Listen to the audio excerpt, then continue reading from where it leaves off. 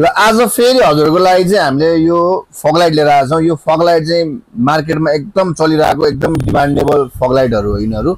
अब यो फग लाइट चाहिँ हजुरहरूको लागि मैले सरल एकचोटि भनिदिन्छु कुन कुन लाइट कसरी बल्छ भन्ने कुरा चाहिँ। यो चाहिँ हजुरहरूले सुपथ मूल्यमा पाउन सक्नुहुन्छ हाम्रो पसलमा।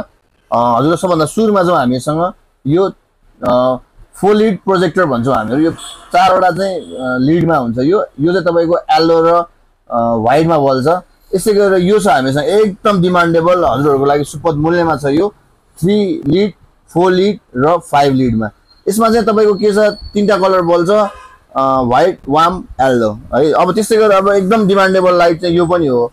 यो चाहिँ तपाईँको यसमा चाहिँ तपाईँको के छ भने व्हाइट वार्म येलो नै बल्ने हो यो पनि। अब यो चाहिँ युनिभर्सल लाइटहरू जुनसुकै गाडीमा पनि सक्दो मिलाउने कोसिस चाहिँ हामी गर्छौँ। तर हजुरहरूको लागि हजुरहरूले मिल्यो मलाई चित्त बुझ्यो भन्नुहुन्छ भने चाहिँ जुन पनि लाग्छ गाडी वाइज फरक पर्न आउँछ। र अर्को छ यो छ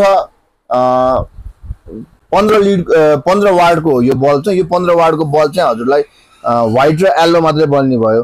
र अर्को यो सँगै अर्को किङ लाइट भन्छौँ हामीहरू। यसलाई चाहिँ यो किङको सेप भएको हिसाबले किङ लाइट भन्छौँ। र यसमा चाहिँ 3टा कलर बल्छ हजुरको ब्लू व्हाइट येलो। अब चोइस अनुसार बाल्न मिल्यो तर ब्लू चाहिँ दुईतर्फबाट बलिरहन्छ यसमा। यो चाहिँ कस्तो हुन्छ भने हजुरको ब्लिङ पनि हुन्छ यसमा चाहिँ। अब यो चाहिँ गाडी वाइज फरक उ गर्न हजुरहरूलाई चाहिँ हाल्न मिल्यो। यो आफ्नो गाडीमा कुन चाहिँ सुहाउँछ त्यो अनुसार हाल्न मिल्ने हुन्छ यो। अर्को छ एकदमै अब पुरानो चिज हो यो एकदमै चलेको चिज हो यो उल्लु लाइट भन्छौँ हामीहरू। यसमा चाहिँ व्हाइट येलो र ब्लिङ 3टै हुन्छ यसमा।